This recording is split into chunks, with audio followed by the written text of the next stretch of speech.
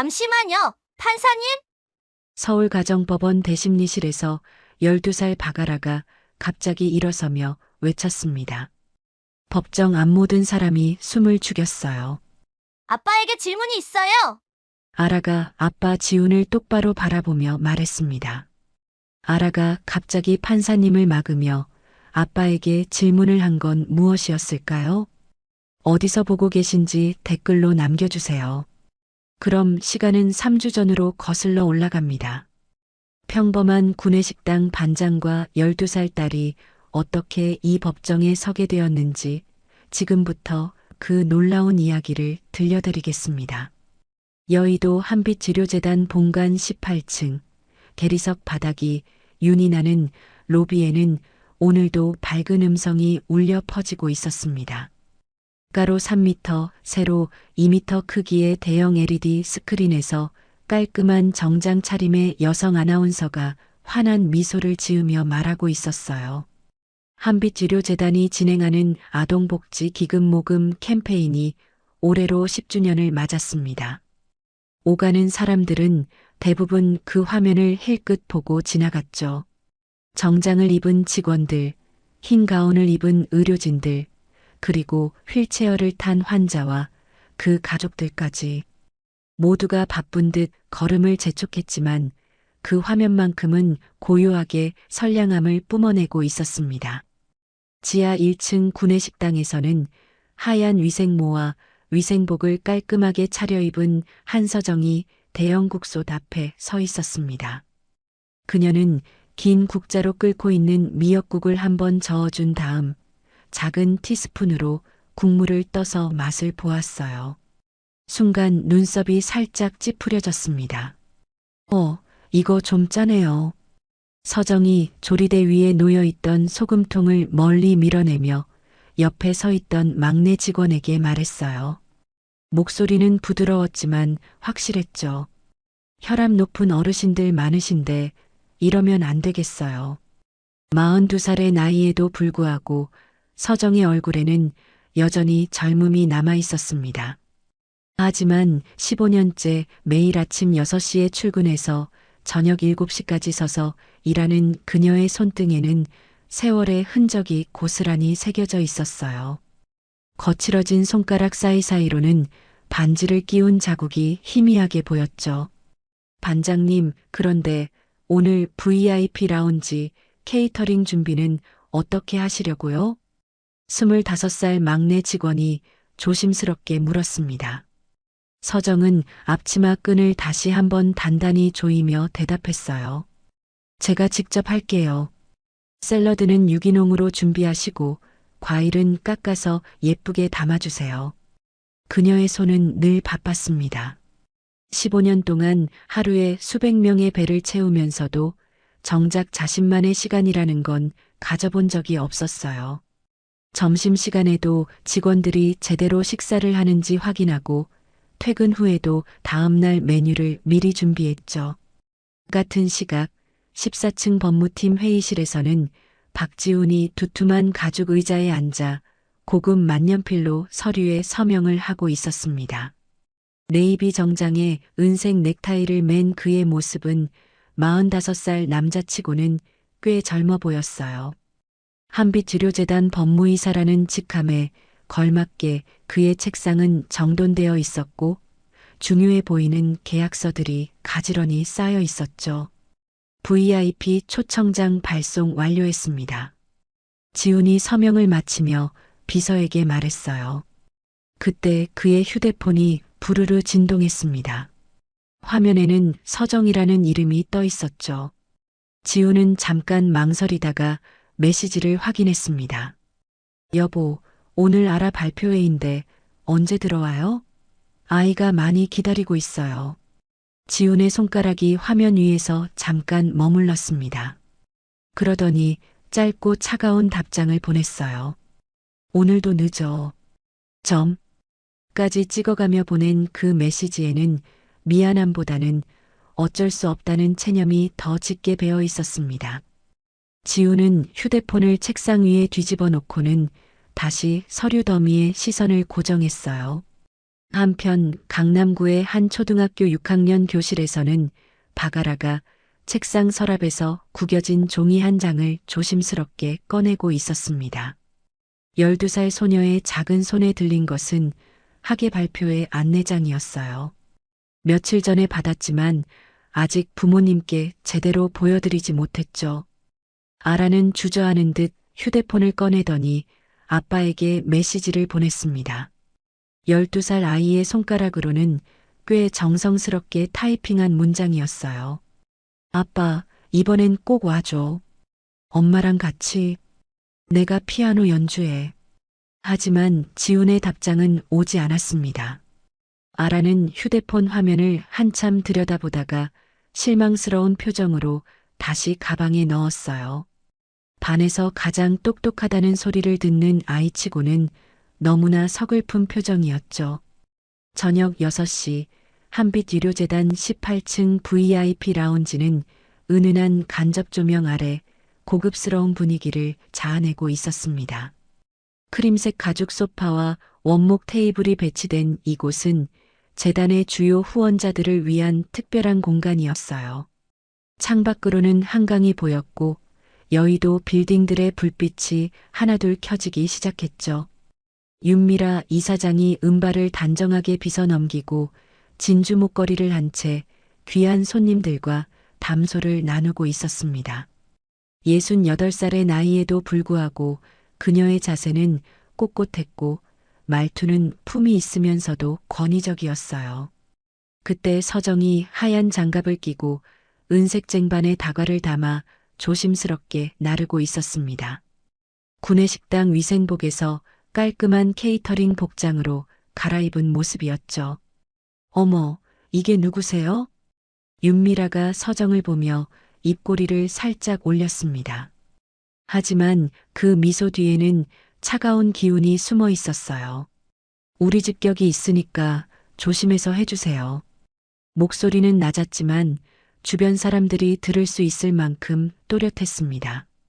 서정은 고개를 숙이며 네, 이사장님하고 대답했어요.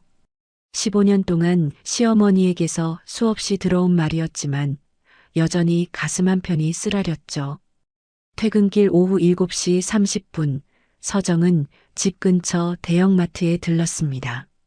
형광등이 환하게 켜진 정육 코너에서 삼겹살 한 팩을 집어들면서 가격표를 유심히 살펴봤어요.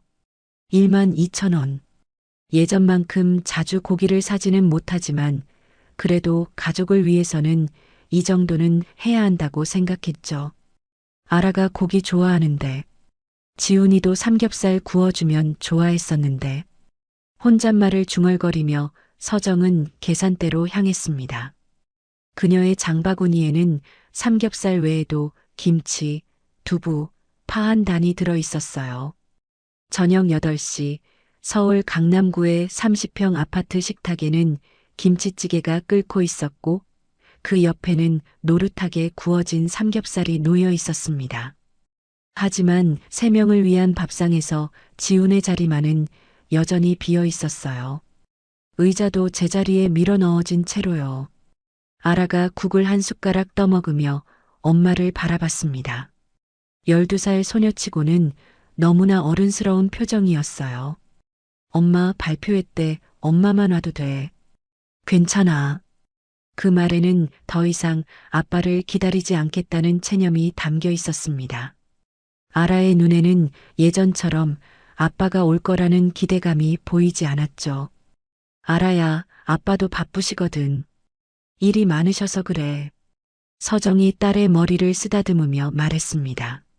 하지만 그녀 자신도 이런 변명이 얼마나 공허한지 알고 있었어요. 벌써 몇 번째 변명인지도 기억이 나지 않았죠. 밤 11시 20분이 되어서야 현관문이 열리는 소리가 들렸습니다. 지훈이 집에 들어오는 소리였어요. 서정은 거실 소파에 앉아 TV를 보는 척하면서 남편의 모습을 지켜보고 있었습니다. 지훈이 현관에서 네이비 정장 재킷을 벗어 옷걸이에 걸고 넥타이를 풀어 주머니에 넣었어요. 그리고는 와이셔츠에 단추를 풀면서 침실로 향했죠. 그때였습니다. 지훈이 와이셔츠를 벗어 빨래통에 넣으려는 순간 서정의 코끝에 낯선 향기가 스쳤어요. 여성 향수, 그것도 자신이 쓰는 저렴한 미스트와는 전혀 다른 진하고 달콤한 냄새였습니다. 프랑스산 고급 향수 특유의 깊이 있는 향이었어요. 서정의 손이 미세하게 떨렸습니다. 15년 결혼 생활을 통해 익숙해진 남편의 냄새가 아니었죠. 여보. 서정이 조심스럽게 불렀지만 지우는 이미 침실로 들어가 버렸습니다. 문이 닫히는 소리가 생각보다 크게 들렸어요. 혼자 남은 거실에서 서정은 한참 동안 그 자리에 서 있었습니다. 거실 창문 밖으로는 여의도 한강이 검게 흐르고 있었고 멀리 보이는 펜트하우스들의 불빛이 하나둘 꺼져가고 있었어요. 시계는 자정을 향해 가고 있었죠. 구내식당 반장 한서정의 하루가 이렇게 끝나가고 있었습니다. 남편과 딸 그리고 시어머니로 둘러싸인 평범한 일상. 하지만 그 평온함 깊숙한 곳에서는 보이지 않는 균열이 조용히 벌어지고 있었어요. 서정은 아직 몰랐습니다. 평온은 가장 조용한 균열로 무너진다는 것을. 오전 10시 서정은 여의도 한빛은행 본점 앞에 서 있었습니다. 유리문 너머로 보이는 깔끔한 대리석 바닥과 정갈하게 배치된 의자들이 눈에 들어왔어요. 평소 같으면 들어가기 전에 한 번 더 옷매무새를 다듬었을 텐데 오늘은 그럴 여유가 없었죠. 생활비 통장 잔고가 바닥을 보인 게 어제였습니다.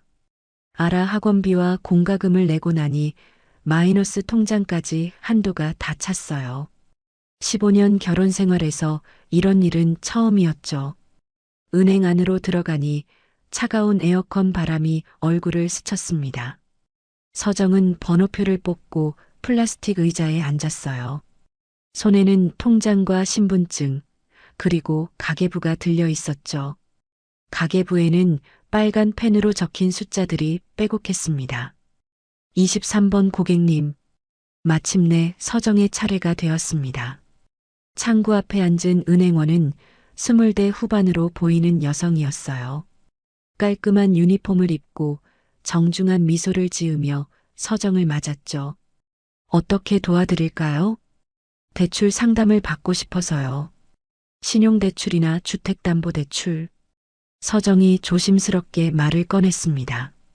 은행원은 컴퓨터 화면을 보더니 몇 번 클릭했어요.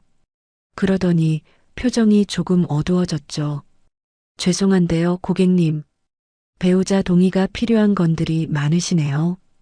은행원이 목소리를 낮춰 속삭였습니다. 주변에 다른 고객들이 있어서 배려한 거였죠. 혹시 남편분께서 금융거래에 제한을 두신 건 아닌가요? 서정의 얼굴이 창백해졌습니다. 지훈이 그런 조치를 취했다는 얘기였어요. 언제부터였는지는 모르겠지만 분명히 최근의 일이었죠. 아니에요. 그런 건 없을 텐데. 서정이 떨리는 목소리로 대답했을 때였습니다. 뒤에서 익숙한 목소리가 들려왔어요. 어머, 이게 누구야? 돌아보니 윤미라 이사장이 서 있었습니다. 검은색 샤넬 정장에 진주 귀걸이를 한 모습이 위압적이었어요. 그녀의 뒤로는 개인 비서로 보이는 젊은 남성이 서 있었죠. 아니, 며느리가 여기서 뭐하고 있어? 윤미라의 목소리는 크지 않았지만 또렷했습니다. 주변 사람들이 고개를 돌려 이쪽을 바라보기 시작했어요. 서정은 급히 일어서며 인사를 했죠. 어머니, 가정돈에 손대지 말라고 몇 번을 말해야 알겠어? 윤미라가 서정의 귀에 대고 속삭였습니다. 하지만 그 목소리는 주변 사람들에게도 들릴 만큼 날카로웠어요. 은행원까지도 당황한 표정을 지었죠. 우리 집 체면이 있는데 이런 데서 이러면 어떡해. 서정의 두 볼이 빨갛게 달아올랐습니다. 15년 동안 참아온 것들이 목구멍까지 올라왔지만 결국 삼켜야 했어요. 공공장소에서 시어머니와 말다툼을 할 수는 없었죠. 죄송합니다, 어머니. 서정이 고개를 숙이며 말했습니다. 윤미라는 만족스러운 듯 고개를 끄덕이더니 비서와 함께 VIP 창고 쪽으로 걸어갔어요. 뒤에 남은 서정은 한참 동안 그 자리에 서 있을 수밖에 없었죠. 고객님, 괜찮으세요? 은행원이 조심스럽게 물었습니다. 서정은 고개를 끄덕이며 통장을 가방에 넣었어요. 네, 괜찮습니다. 다음에 다시 올게요. 집으로 돌아온 서정은 거실 테이블 위에 통장들과 카드 명세서를 펼쳐놓았습니다. 생활비 통장, 적금 통장, 신용카드 명세서까지 하나하나 확인해 보니 모든 것이 동결되어 있었어요. 지훈이 언제부터 이런 조치를 취했는지는 모르겠지만 분명히 계획적이었죠. 이게 뭐지? 서정이 혼잣말을 하며 휴대폰을 꺼냈습니다. 지훈에게 전화를 걸어야 할지 망설여졌어요. 하지만 아라 학원비는 내일까지 내야 했고 공과금도 연체되면 안 됐죠.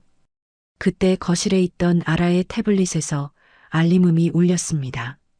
서정이 무심코 화면을 보니 가족 공유 캘린더에 새로운 일정이 추가되어 있었어요. 지훈 문서팀장 디너이인 700pm 강남역 레스토랑. 서정의 손이 멈췄습니다. 문서팀장이라고 하면 최근에 부임한 신임 원장의 딸을 말하는 거였죠. 서정도 구내식당에서 그녀를 몇 번 본 적이 있었어요. 30 초반의 깔끔한 외모에 항상 고급 브랜드 옷을 입고 다니는 여성이었죠. 저녁 8시가 되어서야 지훈이 집에 들어왔습니다. 평소보다 늦었지만 표정은 밝아 보였어요. 서정은 부엌에서 설거지를 하는 척하며 남편을 지켜봤죠. 늦었네, 미안해. 지훈이 넥타이를 풀며 말했습니다. 목소리에는 피곤함보다는 여유로움이 느껴졌어요. 오늘 누구랑 저녁 드셨어요? 서정이 조심스럽게 물었습니다. 지훈은 잠깐 멈칫하더니 자연스럽게 대답했어요. 재단 로펌이랑 일 얘기였어. 새로운 계약건 때문에. 그러면서 태연하게 웃었지만 서정의 눈에는 지훈의 손이 자꾸 휴대폰을 감추는 모습이 보였습니다. 평소에는 휴대폰을 테이블 위에 그냥 두곤 했는데 오늘은 계속 주머니에 넣어두고 있었어요. 그런데 여보, 오늘 은행에서 서정이 말을 꺼내려던 순간 지훈의 휴대폰에서 메시지 알림음이 울렸습니다. 지훈이 급히 휴대폰을 확인하더니 회사 일이야라고 말하며 침실로 들어가 버렸죠. 밤 11시 아라가 화장실에 가려고 일어났을 때였습니다. 거실을 지나가던 중 아빠의 휴대폰이 소파 위에 놓여 있는 걸 발견했어요. 화면에는 메시지 미리 보기가 떠 있었죠. 정리 끝나면 우리 집 얘기해요. 기다릴게요. 발신자는 문 팀장이었습니다. 12살 아라에게도 그 메시지의 의미는 충분히 이해할 수 있었어요. 아라의 얼굴이 창백해졌죠. 아라는 조용히 자기 방으로 돌아갔습니다. 하지만 잠이 오지 않았어요. 부모님이 자주 싸우는 것도, 아빠가 집에 늦게 들어오는 것도, 그리고 엄마가 요즘 자주 한숨을 쉬는 것도 모두 이것 때문이었구나 싶었죠. 새벽 1시 서정은 욕실에 앉아 있었습니다. 변기 뚜껑을 닫고 그 위에 앉아서 작은 흐느낌을 삼키고 있었어요. 15년 결혼 생활에서 이렇게 무력감을 느낀 적은 처음이었죠. 돈도 마음대로 쓸 수 없고 남편은 거짓말을 하고 시어머니는 공공장소에서 모욕을 주고 그동안 참아왔던 모든 것들이 한꺼번에 무너져 내리는 기분이었어요. 서정이 수도꼭지를 틀었습니다. 물소리가 욕실 안을 가득 채웠죠. 그 소리에 묻혀서 서정의 작은 흐느낌도 사라졌어요. 가족들이 깨지 않도록 하는 마지막 배려였죠. 다음 날 오전 한빛의료재단 구내식당은 평소와 다름없이 바빴습니다. 하지만 조리실 한쪽에서는 직원들이 수군거리고 있었어요. 들었어? 법무이사가 원장 딸이랑 요즘 쉿, 작게 말해.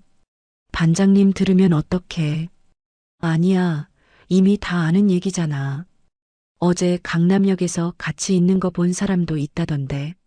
서정은 도마 위에서 양파를 썰고 있었습니다. 날카로운 칼날이 도마를 치는 소리가 규칙적으로 울렸어요. 뚝, 뚝, 뚝. 그 소리에 맞춰 직원들의 수군거림도 점점 작아졌죠. 서정은 칼질하던 손을 멈췄습니다. 그리고는 조리대 한쪽에 놓여있던 도시락 용기를 하나 더 꺼냈어요. 오늘은 아라 저녁 도시락을 싸가야겠다고 생각했죠. 아빠가 또 늦을 테니까요. 반장님, 괜찮으세요? 막내 직원이 조심스럽게 물었습니다. 서정은 고개를 끄덕이며 다시 칼을 들었어요. 네, 괜찮아요. 우리 일이나 열심히 해요. 하지만 서정의 목소리는 평소보다 작았고 칼질하는 손도 미세하게 떨리고 있었습니다. 15년 동안 지켜온 평온한 일상이 조금씩 무너져 내리고 있었어요. 점심시간이 끝날 무렵 서정은 아라용 도시락을 정성스럽게 쌌습니다. 밥 위에 계란말이와 소세지, 그리고 아라가 좋아하는 김치볶음까지. 12살 딸이 혼자 저녁을 먹어야 한다는 생각에 마음이 아팠지만 어쩔 수 없었죠. 오후 4시 서정은 휴대폰으로 아라에게 메시지를 보냈습니다. 아라야, 엄마가 도시락 싸뒀어. 냉장고에 있으니까 데워서 먹어. 엄마도 늦을 것 같아. 아라의 답장은 금세 왔습니다. 알겠어요, 엄마. 걱정 마세요. 12살 아이답지 않게 어른스러운 답장이었어요. 서정은 휴대폰을 보며 씁쓸한 미소를 지었죠. 상처는 조용히 그러나 확실히 번지고 있었습니다. 한서정이라는 42살 여성의 일상 깊숙이 되돌릴 수 없을 만큼 깊게요. 목요일 오후 2시 서정의 휴대폰이 울렸습니다. 화면에는 등기배달이라는 문자가 떠 있었어요. 구내식당 조리실에서 점심 설거지를 하던 서정은 앞치마에 손을 닦고 현관으로 향했죠.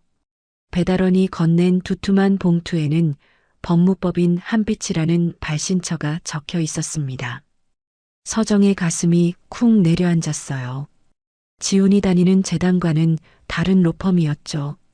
조리실로 돌아온 서정은 손이 떨리는 걸 억지로 참으며 봉투를 뜯었습니다.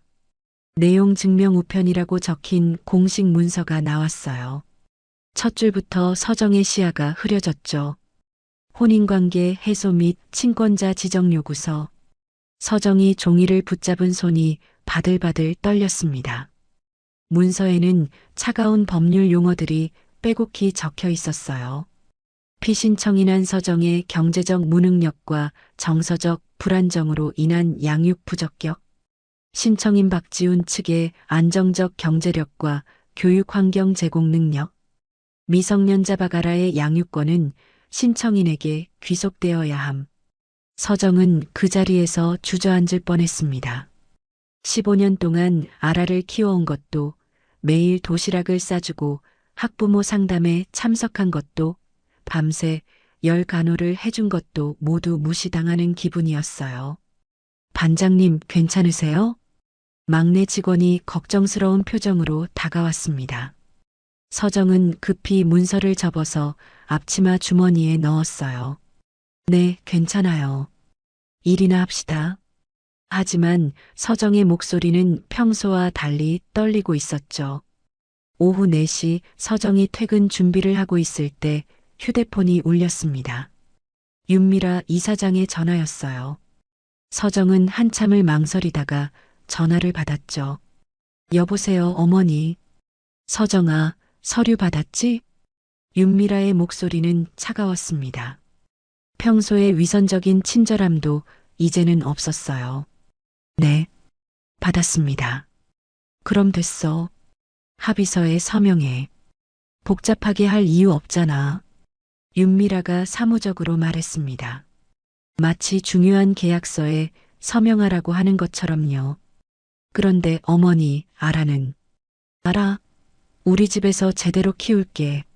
너보다 훨씬 좋은 환경에서 말이야.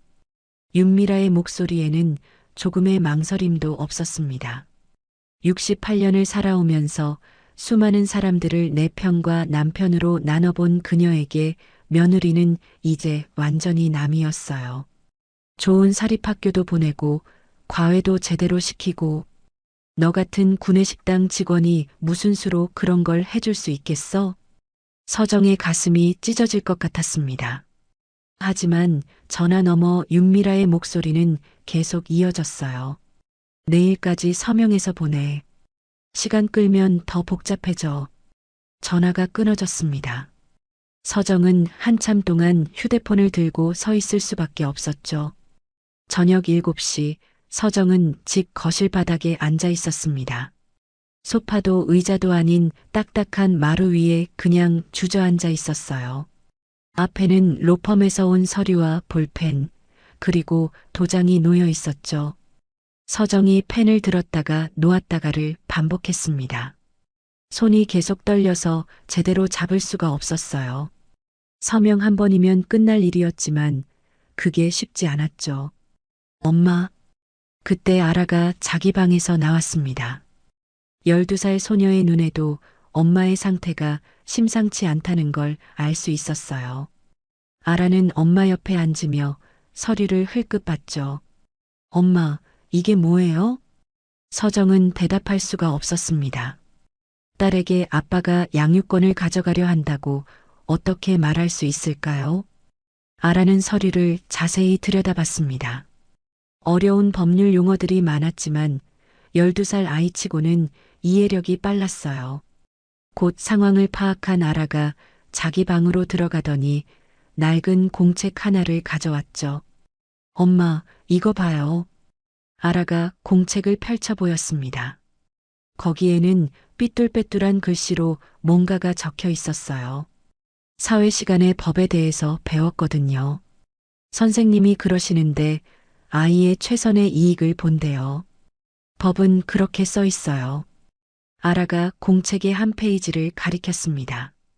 아동의 권리와 복지라는 제목 아래 아이다운 글씨로 메모들이 적혀 있었어요. 그리고 여기 봐요. 아이가 누구랑 살고 싶은지도 들어본대요. 저 아빠보다 엄마랑 살고 싶어요. 아라의 말에 서정의 눈에서 눈물이 흘러내렸습니다. 하지만 동시에 뭔가 다른 감정도 올라왔어요. 포기하고 싶다는 마음 대신 싸워보고 싶다는 마음이었죠. 아라야, 엄마랑 같이 공부해볼까? 서정이 딸의 손을 잡으며 말했습니다. 아라는 고개를 끄덕였어요. 밤 10시 여의도 국회도서관 온라인 열람실에는 모녀가 나란히 앉아 있었습니다. 평소에는 대학생들과 고시 준비생들로 가득한 이곳에 42살 구내식당 반장과 12살 초등학생이 앉아 있는 모습이 조금 어색했지만 아무도 신경 쓰지 않았어요. 서정이 컴퓨터 앞에 앉아 검색창에 타이핑을 시작했습니다. 양육권 판단 요소. 검색 결과가 주르륵 나왔어요. 서정은 하나하나 클릭해가며 읽기 시작했죠. 옆에 앉은 아라도 엄마 어깨 너머로 화면을 들여다봤어요. 주 양육자의 판단 기준 일상적 돌봄 제공자, 정서적 유대관계, 양육 참여도.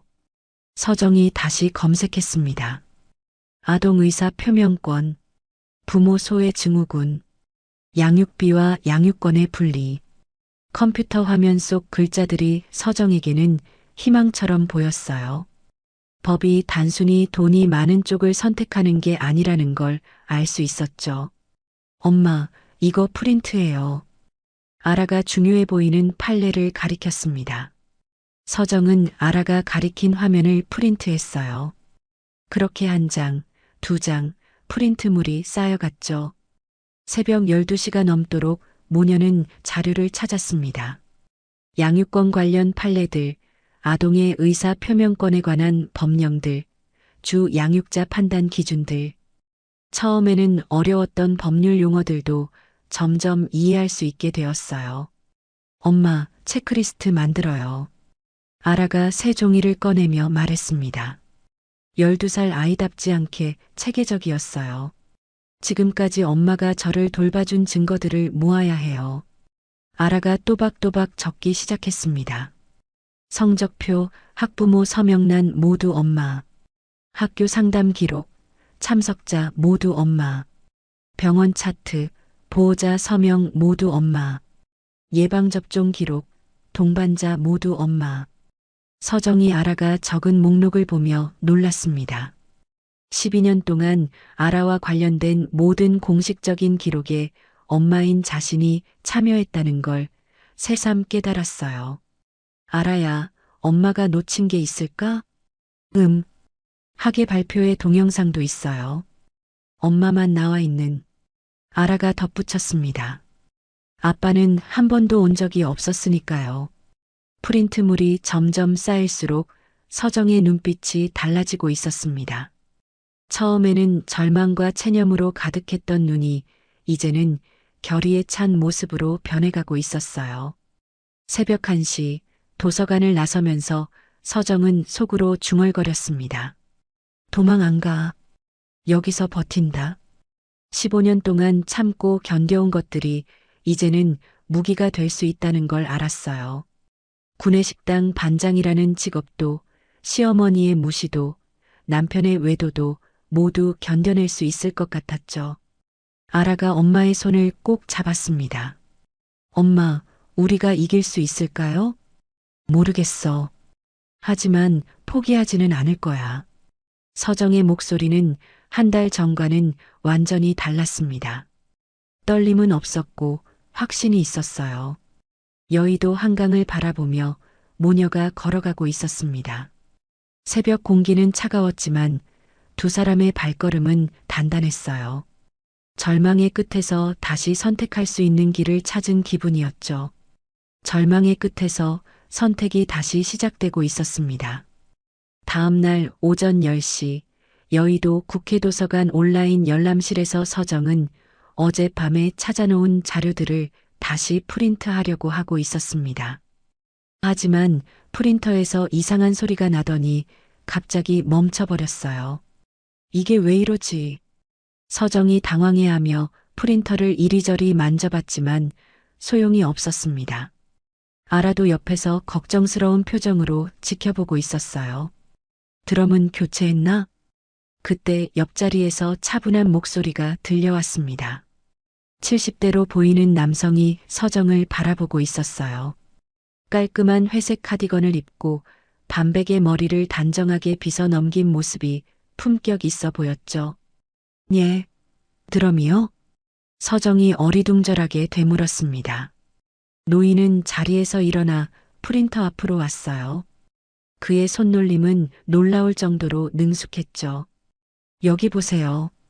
토너가 부족해서 그런 거예요. 노인이 프린터 덮개를 열고 토너 카트리지를 꺼내 몇 번 흔들어준 다음 다시 넣었습니다. 그러자 프린터가 정상적으로 작동하기 시작했어요. 어머, 감사합니다. 서정이 깊이 인사를 했습니다. 노인은 온화한 미소를 지으며 고개를 끄덕였어요. 저는 김도윤이라고 합니다. 은퇴한 국선 변호사죠. 도윤이 자신을 소개했습니다. 서정은 깜짝 놀랐어요. 지금 법정 준비를 하고 있는데 변호사를 만난다니 너무나 우연한 일이었죠. 아, 제가 지금 법적인 문제로 고민이 많은데. 서정이 조심스럽게 말을 꺼냈습니다. 도윤은 서정의 표정을 살펴보더니 의자를 당겨 앉았어요. 법정은 논리로 가지만 결국 신뢰로 이기는 거예요. 무슨 일인지 말씀해 보세요. 도윤의 목소리에는 72년을 살아온 사람의 깊이가 담겨 있었습니다. 서정은 지난 며칠 동안의 일들을 차근차근 설명했어요. 남편의 외도, 양육권 분쟁, 시어머니의 압박까지. 참, 제가 한서정이라고 합니다. 아버지는 한철수였어요. 서정이 자신을 소개하자 도윤의 표정이 갑자기 변했습니다. 그의 눈이 커지더니 서정을 다시 한번 자세히 봤어요. 혹시 한철수 상사 따님이세요? 네, 아버지를 아세요? 서정이 놀라며 물었습니다. 도윤은 잠시 멍하니 서정을 바라보다가 천천히 고개를 끄덕였어요. 그럼 그렇지. 얼굴이 너무 닮았어요.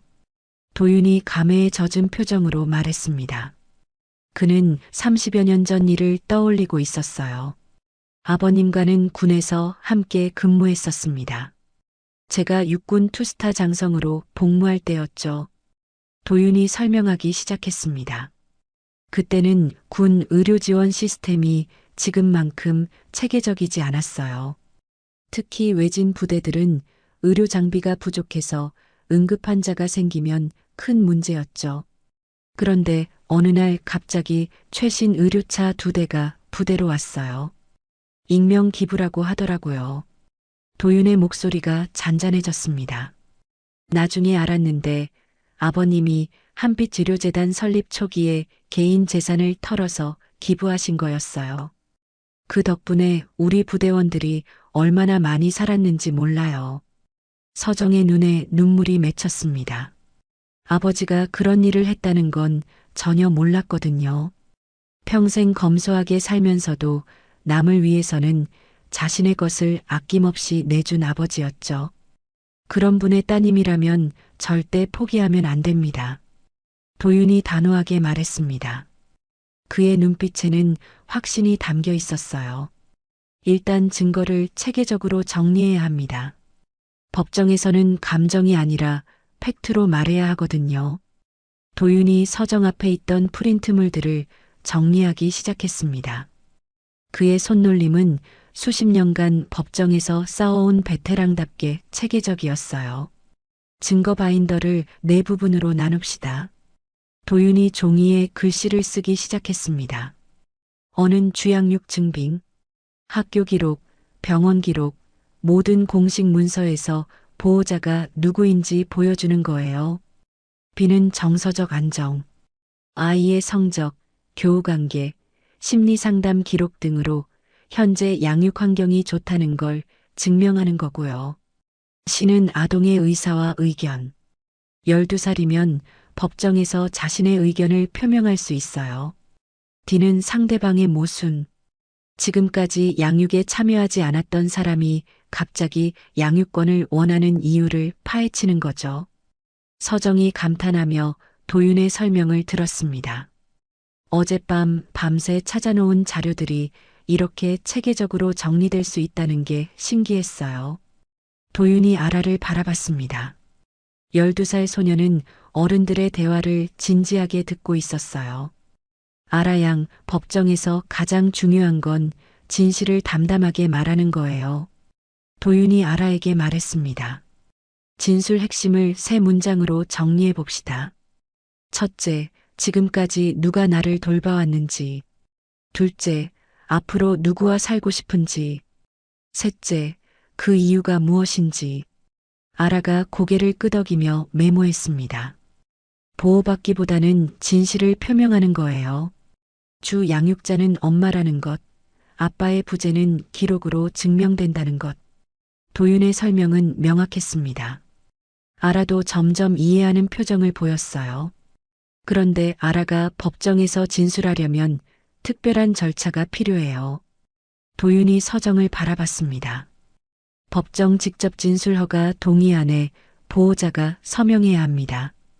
아이의 의견을 법정에서 직접 들어달라는 요청이죠.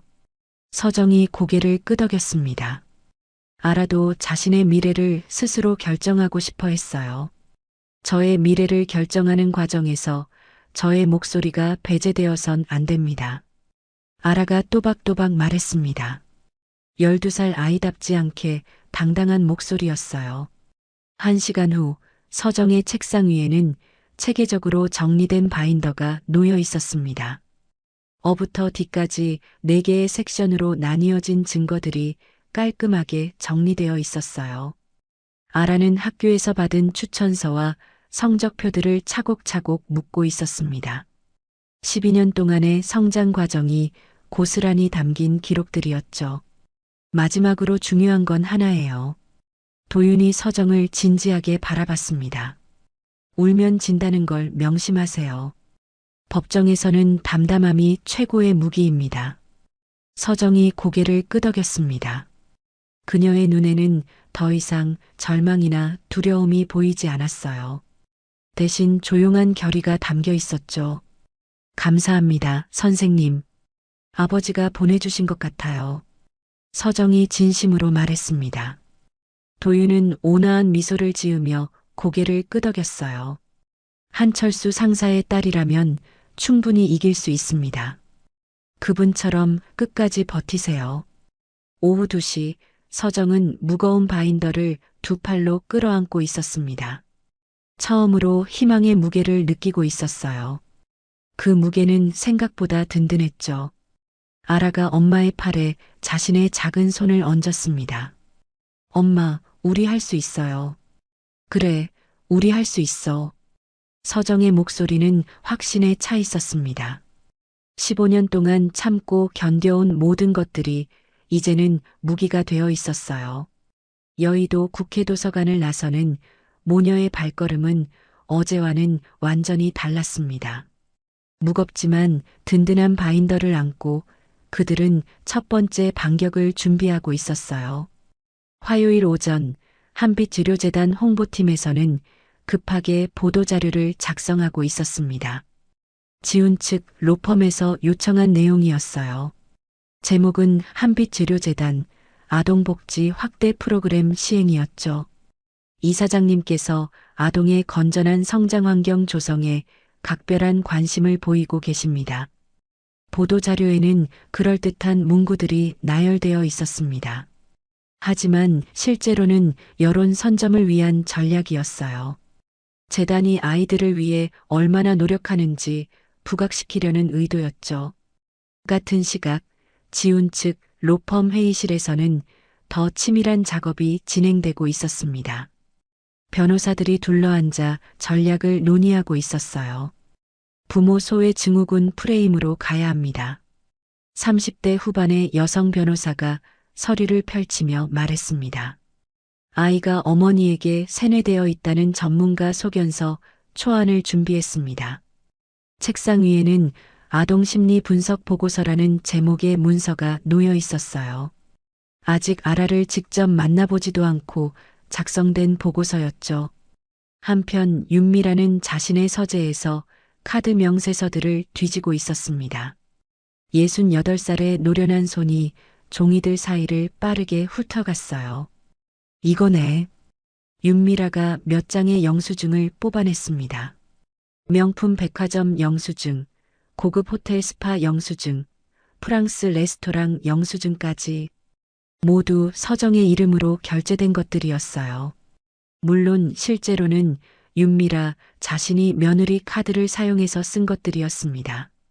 하지만 이제는 사치스러운 며느리라는 이미지를 만드는 증거로 사용하려고 했죠. 이 정도면 충분하겠어. 윤미라가 만족스러운 표정으로 영수증들을 정리했습니다. 수요일 오후 한빛의료재단 인사팀에서 서정을 불렀습니다. 구내식당에서 근무 중이던 서정은 앞치마를 벗고 인사팀 사무실로 향했어요. 한서정 반장님 앉으세요. 인사팀장이 차가운 표정으로 말했습니다. 책상 위에는 공식 문서가 놓여 있었어요. 최근 근무 태만 관련해서 경고장을 발부하게 되었습니다. 서정의 얼굴이 창백해졌습니다. 집중력 저하로 인한 조리 실수, 근무 시간 중 사적 전화 사용 등이 문제가 되었습니다. 인사팀장의 목소리는 사무적이었습니다. 하지만 서정은 알 수 있었어요. 이 모든 게 계획된 일이라는 걸요. 목요일 저녁 한빛의료재단 로비에는 기자들이 몰려 있었습니다. 지훈이 정장을 말끔히 차려입고 나타났어요. 카메라 플래시가 터지기 시작했죠. 딸을 사랑합니다. 다만 더 안정된 환경에서 자랄 수 있도록 해주고 싶을 뿐입니다. 지훈의 목소리는 차분하고 진중했습니다. 마치 연습해온 대본을 읽는 것 같았어요. 재단에서도 아동 복지에 각별한 관심을 가지고 있고 저 역시 부모로서 책임감을 느끼고 있습니다. 완벽한 모범 답안이었습니다. 기자들은 고개를 끄덕이며 메모를 했어요. 같은 시각 서정은 구내식당 창고에 혼자 앉아 있었습니다. 식자재들이 쌓여 있는 좁은 공간에서 조용히 눈물을 닦고 있었어요. 아무도 보지 않는 곳에서만 허용되는 감정이었죠. 10분 후 서정은 눈물 자국을 지우고 일어났습니다. 아라의 도시락을 쌀 시간이었어요.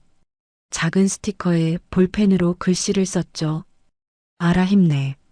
세 글자였지만 엄마의 마음이 모두 담겨 있었습니다. 그날 밤 아라는 자기 방에서 공책에 뭔가를 적고 있었습니다. 아빠에게 물어보고 싶은 질문들이었어요. 내가 아팠을 때 곁에 누가 있었는지, 내 글짓기 상의 주인공은 누구였는지, 12살 아이가 쓰기에는 너무나 무거운 질문들이었습니다. 하지만 아라는 진실을 알고 싶었어요. 금요일 오전 도윤이 서정에게 전화를 걸었습니다. 이긴 싸움도 함정이 있어요. 분노를 유도하는데 말려들면 안 됩니다. 도윤의 목소리는 경험에서 우러나온 조언이었습니다. 지금 상대방이 하는 모든 행동은 당신을 화나게 만들려는 거예요. 화가 나면 실수하게 되거든요.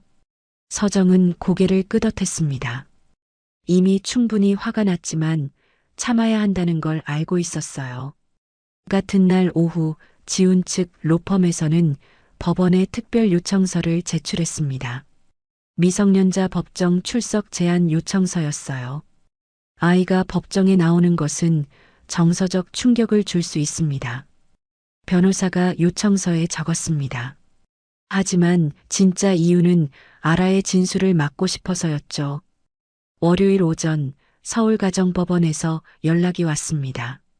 배당 판사가 결정을 내린 것이었어요. 미성년자 직접 신문을 실시하겠습니다. 법원 직원의 목소리는 공식적이었습니다. 아동의 의견을 직접 듣는 것이 적절하다고 판단됩니다. 서정의 가슴이 뛰기 시작했습니다. 드디어 아라가 자신의 목소리를 낼 수 있게 된 거였어요. 그날 저녁 서정과 아라는 여의도 한강공원을 걸었습니다. 찬바람이 불었지만 두 사람의 마음은 따뜻했어요. 엄마 무서워요. 아라가 솔직하게 말했습니다. 나도 무서워. 하지만 우리가 포기하면 안 되는 이유가 있잖아. 서정이 딸의 손을 꼭 잡았습니다. 강한 바람이 두 사람의 머리카락을 흩날렸습니다. 마치 꺼져가는 촛불을 끄려는 바람 같았지만 오히려 그 바람이 심지를 더 뜨겁게 만들고 있었어요. 강한 바람은 불 꺼진 듯 보이는 심지를 더 뜨겁게 만드는 법이었습니다. 화요일 오전 10시 서울가정법원 3층 대심리실은 정적에 쌓여 있었습니다. 높은 천장과 어두운 목재 패널로 둘러싸인 법정은 엄숙함 그 자체였어요. 판사석 뒤로는 태극기와 법원기가 나란히 걸려 있었죠. 배석 판사가 자리에 앉자 방청석에 있던 사람들이 모두 일어났습니다. 40대 초반으로 보이는 여성 판사였어요. 그녀의 표정은 공정하면서도 단호했죠. 착석하십시오. 판사의 목소리가 법정에 울렸습니다. 서정은 가슴이 두근거리는 걸 느끼면서 의자에 앉았어요. 바로 옆자리에는 아라가 작은 몸을 꼿꼿하게 세우고 앉아 있었죠. 반대편에는 지훈과 그의 변호사들이 앉아 있었습니다. 지훈은 검은색 정장에 회색 넥타이를 메고 있었어요. 평소보다 더 차가운 표정이었죠. 미성년자 직접 신문에 대한 이의가 있다고 들었습니다. 판사가 지훈 측 변호사를 바라봤습니다. 50대 후반의 남성 변호사가 일어나며 답했어요. 네, 판사님. 12살 아이를 법정에 세우는 것은 정서적 학대에 해당한다고 봅니다. 변호사의 목소리는 확신에 차 있었습니다. 아동의 심리적 안정을 위해 별도 상담실에서 진행하거나 아예 생략하는 것이 적절하다고 생각합니다. 판사는 잠시 생각하더니 아라를 바라봤습니다. 12살 소녀는 긴장했지만 눈을 피하지 않고 판사를 똑바로 보고 있었어요. 박아라 양. 판사가 부드럽지만 또렷한 목소리로 불렀습니다. 15분 드리겠습니다. 본인이 말하고 싶은 것을 직접 말해보세요. 아라가 천천히 일어났습니다. 12살 아이치고는 당당한 모습이었어요. 하지만 작은 손이 미세하게 떨리고 있다는 걸 서정은 알 수 있었죠. 저는 보호보다 진실을 말할 권리를 선택합니다. 아라의 목소리는 작았지만 법정 앞 모든 사람에게 들릴 만큼 또렷했습니다. 방청석에서 작은 술렁임이 일었어요. 지금까지 저를 키워온 사람이 누구인지, 앞으로 누구와 함께 살고 싶은지 말하고 싶습니다. 아라가 준비해온 서류들을 판사에게 제출했습니다. 도윤이 도와준 체계적인 증거 바인더였어요. 이것은 제 성적표입니다. 아라가 첫 번째 서류를 들어 올렸습니다. 1학년부터 6학년까지 모든 학부모 상담과 서명란에는 한서정, 제 엄마 이름만 있습니다. 판사가 서류를 받아 살펴봤습니다. 정말로 6년 동안 모든 공식 기록에 서정의 서명만 있었어요. 이것은 병원 진료 기록입니다. 아라가 두 번째 서류를 제출했습니다. 예방접종부터 감기 치료까지 모든 보호자 란에는 엄마 이름만 있습니다. 아빠 서명은 단 한 번도 없어요.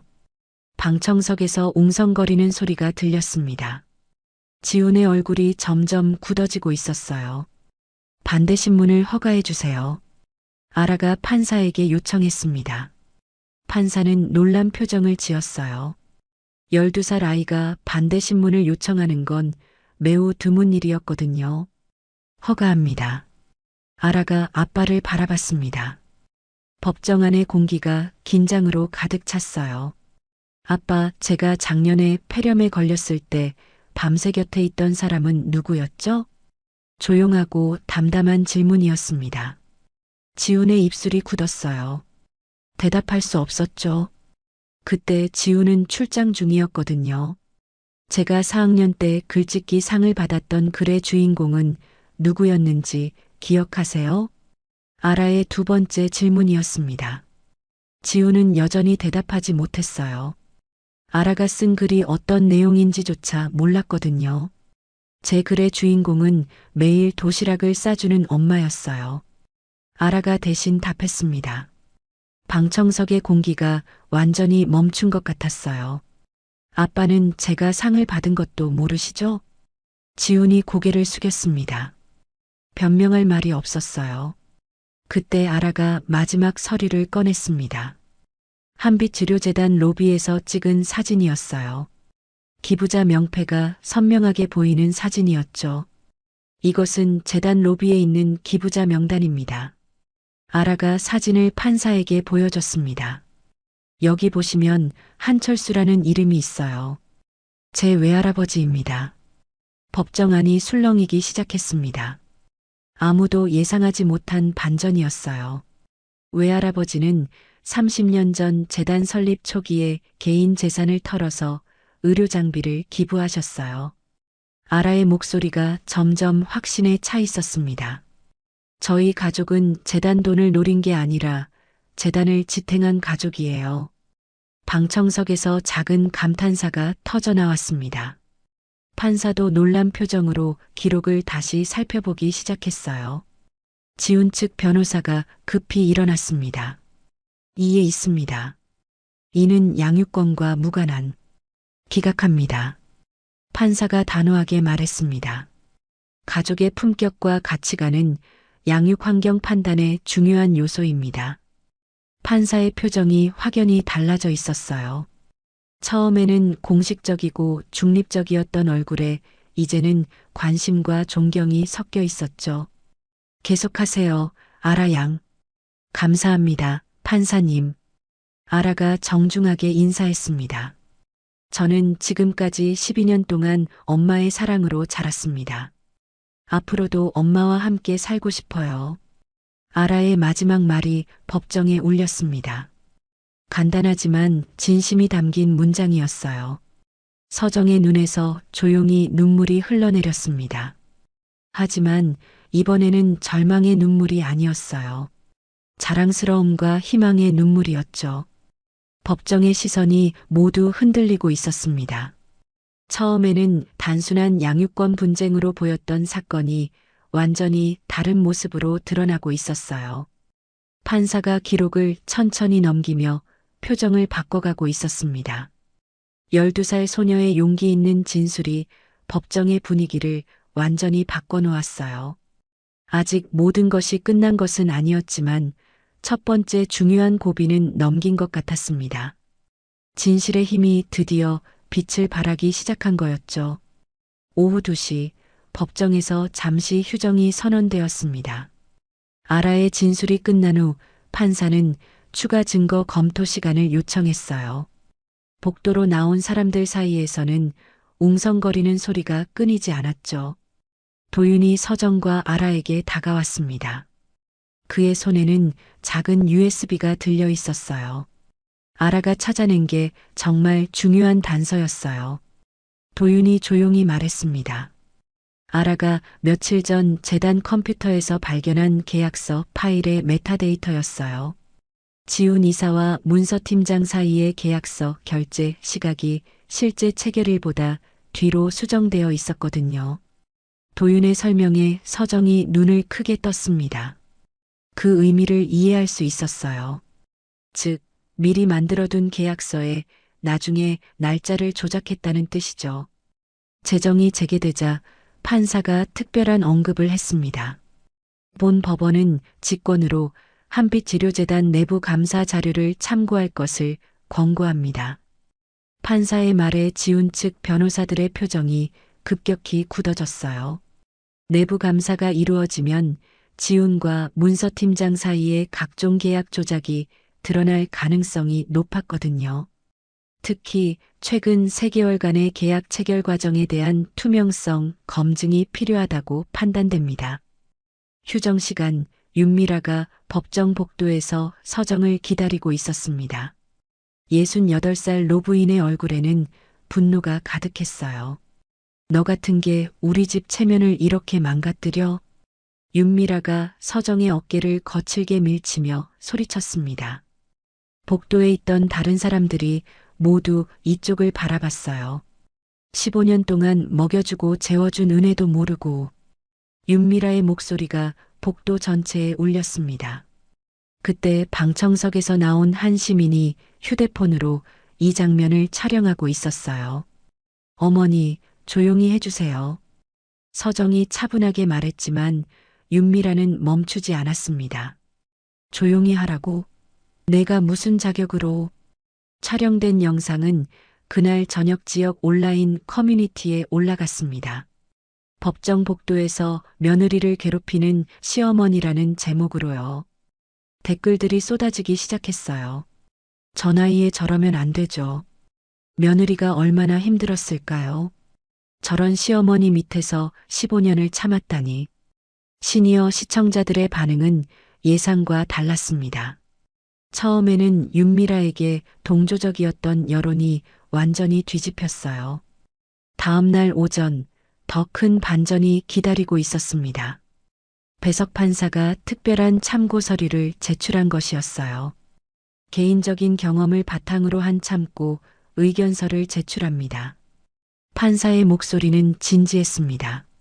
3년 전 제가 산후우울증으로 어려움을 겪을 때 한빛치료재단 구내식당의 어떤 직원이 무료로 반찬을 싸주신 적이 있습니다. 법정 안이 조용해졌어요. 모든 사람이 판사의 말에 집중하고 있었죠. 그 직원이 바로 원고 한서정 씨였습니다. 서정의 얼굴이 빨갛게 달아올랐습니다. 그때 일을 기억하고 있었거든요. 산후우울증으로 힘들어하는 젊은 변호사에게 도시락을 싸준 일이었어요. 원고의 정서적 안정성과 타인에 대한 돌봄 성향을 객관적으로 증명하는 사례라고 판단됩니다. 제3자의 증언이었기 때문에 더욱 신빙성이 있었어요. 법정의 분위기가 완전히 서정 쪽으로 기울고 있었죠. 그때 지훈의 휴대폰에서 메시지 알림음이 울렸습니다.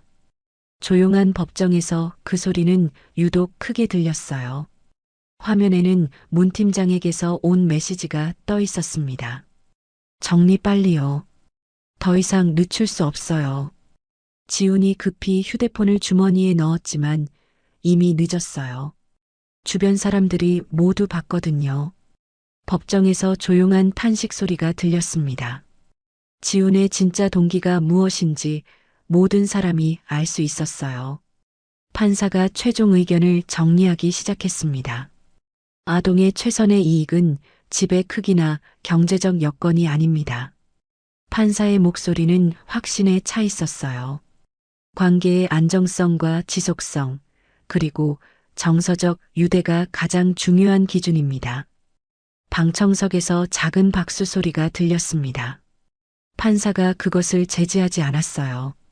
12년 동안의 양육 기록과 아동의 명확한 의사 표명, 그리고 주 양육자의 지속적인 돌봄 능력을 종합적으로 고려할 때 판사가 잠시 말을 멈췄습니다.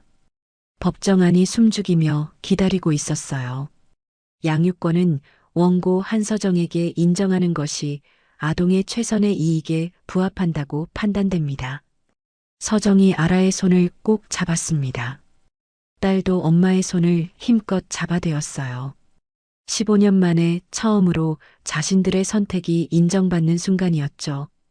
도윤은 모녀 뒤편에서 조용히 서류 가방을 정리하고 있었습니다. 그의 임무는 거의 끝났어요. 한철수 상사의 딸이 마침내 자신의 길을 찾았으니까요. 지우는 고개를 숙인 채 자리에서 일어났습니다. 그의 휴대폰에서는 계속해서 메시지 알림이 울리고 있었어요.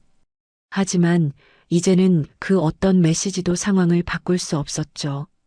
윤미라는 방청석에서 창백한 얼굴로 일어났습니다. 68년을 살면서 이렇게 완패한 적은 처음이었어요. 며느리를 무시하고 억압했던 모든 것들이 결국 자신에게 돌아온 거였죠. 오후 4시 법정을 나서는 서정과 아라의 표정은 밝았습니다. 긴 터널을 지나 드디어 햇빛을 본 기분이었어요. 엄마, 우리 해냈어요. 아라가 환하게 웃으며 말했습니다. 그래, 우리가 해냈어. 서정도 진심으로 웃고 있었어요. 15년 만에 처음으로 자유롭게 웃는 것 같았죠. 도윤이 뒤에서 두 사람을 지켜보며 미소를 지었습니다. 한철수 상사가 남긴 유산이 결국 그의 딸과 손녀를 지켜낸 거였어요. 진실은 아무리 돌려 막으려 해도 결국 제자리를 찾아가는 법이었습니다. 조작된 시간표도 거짓 증언도 권력의 압박도 진실 앞에서는 무력했어요. 진실은 돌려 막은 시간표를 끝내 잡아내고 말았습니다. 한 달 후 서울가정법원에서 최종 판결문이 송달되었습니다. 두툼한 봉투 안에는 공식 도장이 찍힌 판결서가 들어 있었어요. 양육권자 지정 한서정단독, 양육비 및 재산분할 박지훈 부담, 한빛치료재단 내부 감사 착수 권고. 서정이 판결문을 읽으며 가슴이 벅차올랐습니다. 15년 만에 처음으로 자신의 이름으로 된 공식 문서였어요. 같은 날 오후 한빛치료재단에서는 비상이사회가 열렸습니다. 지훈이 법무이사직 사임서를 제출한 것이었어요. 윤미라도 이사회에서 한 발 물러나기로 결정했죠. 재단의 명예를 위해서입니다. 지훈이 마지막 인사를 하며 말했습니다. 하지만 그의 목소리에는 더 이상 권위가 없었어요. 다음 날 언론의 헤드라인이 바뀌었습니다. 한빛치료재단 내부 비리 의혹, 전면 감사 착수, 구내식당 직원의 용기 있는 고발, 재단 투명성 제고 계기. 여론은 완전히 뒤바뀌어 있었어요. 서정은 더 이상 사치스러운 며느리가 아니라 용기 있는 어머니가 되었죠. 3월 봄 서정과 아라는 노량진의 작은 아파트로 이사했습니다. 15평 남짓한 공간이었지만 두 사람에게는 충분했어요. 무엇보다 자유로웠죠. 거실 창가에는 화분 2개가 놓여 있었습니다. 서정이 키우는 바질과 아라가 심은 방울토마토였어요. 작지만 생명력 넘치는 식물들이 집안을 밝게 만들어주고 있었죠. 저녁이 되면 부엌에서 김치찌개가 보글보글 끓는 소리가 들렸습니다. 예전처럼 3사람분을 끓이지 않아도 되니까 더 정성스럽게 만들 수 있었어요. 엄마, 오늘 급식이 맛있었어요. 아라가 숟가락을 들며 말했습니다. 그래, 뭐가 나왔는데? 미역국이랑 불고기. 근데 엄마가 끓여주는 게 더 맛있어요. 서정이 딸의 머리를 쓰다듬었습니다. 이런 평범한 대화가 얼마나 소중한지 새삼 느끼고 있었어요. 서정은 한빛재료재단을 그만두고 새로운 일을 시작했습니다. 동네 복지관에서 하는 어르신 무료급식 봉사였어요. 월급은 적었지만 마음은 훨씬 편했죠. 할머니, 뜨거우니까 천천히 드세요. 서정이 80대 할머니에게 국그릇을 건네며 말했습니다. 할머니의 주름진 손이 서정의 손을 감쌌어요. 고맙다 얘야. 이런 따뜻한 마음 어디서 났노? 그냥 당연한 거예요. 서정이 미소 지으며 대답했습니다. 15년 동안 억눌려 있던 본래의 마음을 되찾은 기분이었어요. 아라는 학교에서 가정과 법이라는 주제로 발표를 했습니다. 법정에서 배운 것들을 친구들과 나누고 싶었거든요. 사실과 감정을 구분해서 말하는 게 중요해요. 아라가 칠판 앞에서 또박또박 말했습니다. 그리고 차분한 화법으로 진실을 전달하면 사람들이 더 잘 들어줘요. 12살 아이답지 않게 성숙한 발표였습니다. 친구들이 박수를 쳤어요. 어느 따뜻한 오후 서정과 아라는 은행에서 통장을 만들러 갔습니다. 모녀 명의의 적금 통장이었어요. 보호자 서명란에 누가 서명하실까요? 은행 직원이 물었습니다. 서정이 펜을 들려는 순간 직원이 미소를 지었어요. 아, 그동안 보니까 늘 어머님이 서명하셨네요. 직원이 컴퓨터 화면을 보며 말했습니다. 12년 동안의 모든 기록이 거기 있었어요. 서정과 아라가 나란히 서서 통장을 받았습니다. 작은 승리였지만 2사람에게는 큰 의미였어요. 이제 당당하게 자신들의 이름으로 살아갈 수 있게 된 거였죠. 엄마, 기분이 어때요? 아라가 은행을 나서며 물었습니다. 자유로워. 너는? 저도 자유로워요. 2사람이 눈을 마주치며 웃었습니다. 작지만 진실한 웃음이었어요. 한편 도윤은 여의도 한강공원 벤치에 앉아 있었습니다. 손에는 오래된 군부대 모자가 들려 있었어요. 한철수 상사와 함께했던 시절의 추억이 담긴 물건이었죠. 정의는 느려도 결국 도착하는구나. 도윤이 혼잣말을 하며 모자를 쓰다듬었습니다. 72년을 살면서 확신할 수 있게 된 진리였어요. 그날 밤 아라는 일기장에 글을 쓰고 있었습니다. 12살 소녀의 또박또박한 글씨로 적힌 문장들이었어요. 큰 집이 아니라 큰 마음이 우리를 지켰다. 법정에서 배운 건 승부가 아니라 진실의 힘이었다. 엄마와 나는 이제 당당하게 살 수 있다. 아라가 펜을 놓고 창밖을 바라봤습니다. 노량진의 작은 아파트 창문 너머로 한강이 보였어요. 여의도의 큰 아파트에서 보던 야경과는 달랐지만 훨씬 따뜻하게 느껴졌죠. 다음 날 아침 동네 복지관 급식실에는 작은 메모가 놓여 있었습니다. 서정이 어제 저녁에 써둔 것이었어요. 엄마와 딸의 자리는 늘 따뜻하게. 간단한 문장이었지만 깊은 의미가 담겨 있었습니다. 크기와 화려함이 아니라 진심과 정성이 진짜 따뜻함을 만든다는 뜻이었어요. 서정이 앞치마를 두르고 준비를 시작했습니다. 오늘도 어르신들에게 따뜻한 식사를 대접할 예정이었어요. 15년 동안 꿈꿔왔던 자유로운 하루의 시작이었죠. 햇살이 급식실 창문으로 들어와 서정의 얼굴을 비췄습니다. 42살 여성의 얼굴에는 더 이상 체념이나 두려움이 없었어요. 대신 희망과 평안이 자리 잡고 있었죠. 멀리서 아라가 학교로 가는 모습이 보였습니다. 12살 소녀의 발걸음은 가볍고 당당했어요. 법정에서 자신의 목소리를 낸 그 아이는 이제 어떤 어려움도 이겨낼 수 있을 것 같았죠. 구내식당 자리에 놓인 그 작은 메모처럼 엄마와 딸의 새로운 시작은 늘 따뜻할 것이었습니다. 화면이 천천히 어두워지면서 이야기는 끝났습니다. 하지만 진짜 이야기는 이제 막 시작된 것 같았어요.